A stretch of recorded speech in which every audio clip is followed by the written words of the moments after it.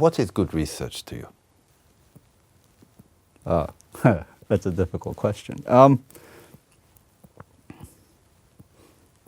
If I had to just say it in few words, I would say if we can come up with a fundamental solution based on the fundamentals to a very practical problem that then leads to a change in the actual system, I would consider that a very good research.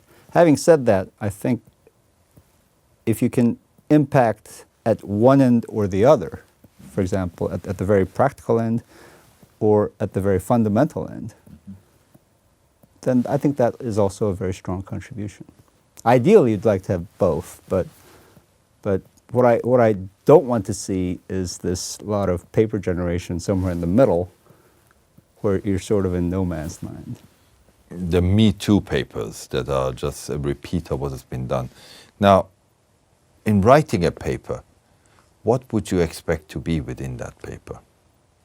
Well, I think to get readers' interest, it's very important to have a very good introduction as to why you're doing what you're doing, what the background of that is, context of that issue is.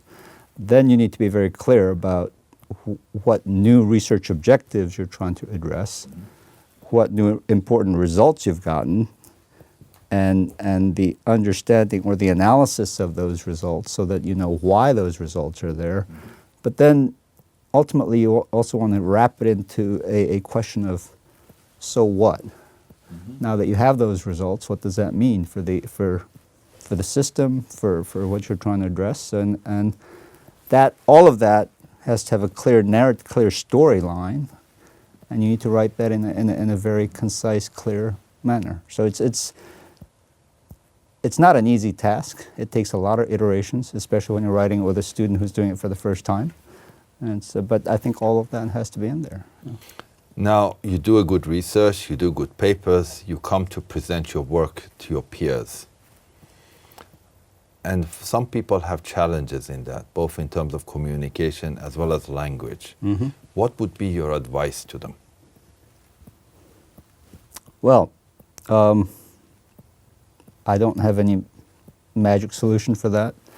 However, and I work with my students in Korea who don't necessarily have the best English skills or the presentation skills, but we do a lot of practice. And that's one-on-one practice where, for example, I will get involved directly with them, and we will go through many sessions and I think that's about the only answer that I can give at this point, is that if you do that, I do see a marked improvement in both the verbal and written presentation. So.